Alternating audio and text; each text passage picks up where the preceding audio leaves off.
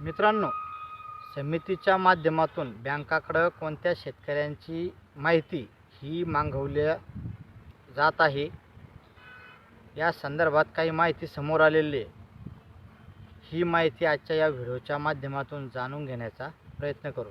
मित्रांनो, राज्य सरकारच्या माध्यमातून कर्जमाफी केली जाणार. ही कर्जमाफी 30 जून 2026 पूर्वी शेतकऱ्यांना दिली जाणार आणि त्या संदर्भात राज्य सरकारच्या माध्यमातून समिती गठीत करण्यात आली. त्या समितीचे अध्यक्ष आहेत प्रवीण परदेशी. या समितीच्या माध्यमातून एकंदरीत या सर्व कर्जमाफीचा अभ्यास केला जाणार. कोणत्या शेतकऱ्यांना कर्जमाफी द्यायची, कोणत्या शेतकऱ्यांना द्यायची नाही, किती रुपयापर्यंत द्यायची, या संदर्भातील सर्व अभ्यास करून ही समिती अहवाल सादर करेल आणि त्या अहवालाच्या आधारावरती राज्य सरकार त्या शेतकऱ्याची कर्जमाफी करेल. एकंदरीत हा सर्व असा विषय आहे. मित्रांनो, असं असताना नेमकी या समितीच्या माध्यमातून बँकाकडे कोणत्या शेतकऱ्यांची माहिती ही मागवल्या जात आहे, तर त्याच्यामध्ये 2020 पासूनचे थकीत शेतकरी असतील, मग ते 2020 2021 असेल, त्याच्यानंतर 2021 ते 22 असेल, 23-24 असेल, 24-25 असेल, ते आतापर्यंतचे जे सर्व थकीत शेतकरी आहेत, त्या सर्व थकीत शेतकऱ्यांचा जो डाटा आहे, जी माहिती आहे, ती माहिती आता या समितीनं मागवलेली आहे. मग ती जिल्हा मध्यवर्ती बँकेची असेल.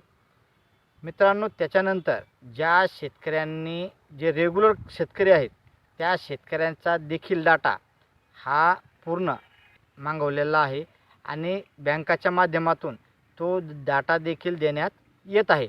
मित्रांनो, नेमकी मग या रेग्युलर कर्ज भरणाऱ्या शेतकऱ्यांना कर्जमाफी मिळू शकते का? तर सध्या तरी शेतकरी संघटना असतील, त्याच्यानंतर विविध किसान मोर्चा असेल, यांच्या माध्यमातून मोठ्या प्रमाणावरती हा विषय म्हणजे रेग्युलर कर्जदार शेतकऱ्यांना ही कर्जमाफी झाली पाहिजे, त्यासाठी प्रयत्न हे केले जात आहेत आणि समितीच्या माध्यमातून देखील त्याच्यावरती विचार केला जाईल आणि नेमकं या शेतकऱ्यांना कर्जमाफी द्यायची की त्यांना प्रोत्साहनपर अनुदान द्यायचं, याबद्दल निर्णय होईल आणि तो निर्णय झाल्याच्या नंतर त्या शेतकऱ्यांना कर्जमाफी दिली जाणार की नाही हे स्पष्ट होणार आहे. मित्रांनो, विविध सोशल मीडियाच्या माध्यमातून शेतकऱ्यांपर्यंत चुकीची माहिती पोहोचवण्याचा प्रयत्न केला जातो की रेग्युलर कर्जदार शेतकऱ्यांना देखील कर्जमाफी केली जाणार आहे आणि त्याच्यामुळं शेतकऱ्यांमध्ये एक संभ्रमाचं वातावरण निर्माण होतं.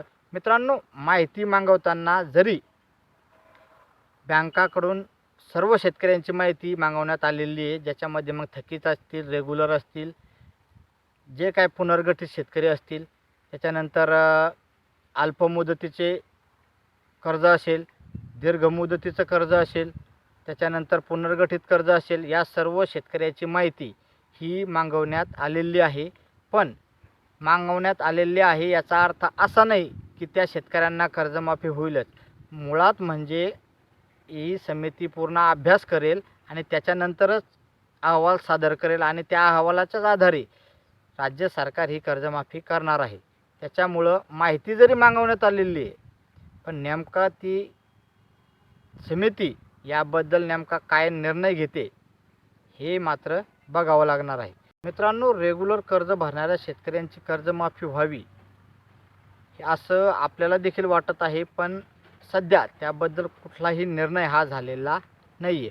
जोपर्यंत निर्णय होत नाही तोपर्यंत आपण त्याबद्दलची स्पष्टता ही देऊ शकत नाही आणि बऱ्याचशे यूट्यूब चॅनल असतील, सोशल मीडियाच्या माध्यमातून सांगण्यात येतं आहे की नियमित कर्जदारांना इतके इतके पैसे मिळणार, त्यांची देखील कर्जमाफी होणार, त्यांना असं मिळणार तसं मिळणार, किंवा थकीत शेतकऱ्यांची याच थकीत शेतकऱ्यांची कर्जमाफी होणार, हे शेतकरी वगळले जाणार, ते शेतकरी वगळले जाणार. मुळात म्हणजे प्रत्यक्षात अजून त्याबद्दलचा अभ्यास चालू आहे. ती समिती अभ्यास करत आहे आणि तो अहवाल सादर केल्याच्या नंतरच त्याबद्दलची स्पष्टता येणार आहे. त्याच्यामुळं कुठल्याही प्रकारच्या अफवांना बळी पडू नका आणि कुठल्याही गोष्टीवरती विश्वास ठेवताना त्याच्यातली नेमकी सत्यता काय आहे हे नेहमी पडताळण्याचा प्रयत्न करत चला. मित्रांनो, नेमके सरकारच्या मनात जर का असेल रेग्युलर कर्जदार शेतकऱ्यांची कर्जमाफी करायची, तर त्या देखील शेतकऱ्यांना कर्जमाफी मिळू शकते. RBIचा नियम काय सांगतो याच्याशी आणि राज्य सरकारशी कुठलाही संबंध येत नाही, कारण कर्जमाफीसाठी पैसे हे राज्य सरकार देणार आहे आणि त्यामुळं राज्य सरकारच्या जर मनात असेल, जर त्यांची इच्छा असेल, तर त्या देखील शेतकऱ्याची कर्जमाफी होऊ शकते. याच्यामध्ये कुठल्याही प्रकारचा अडथळा येत नाही.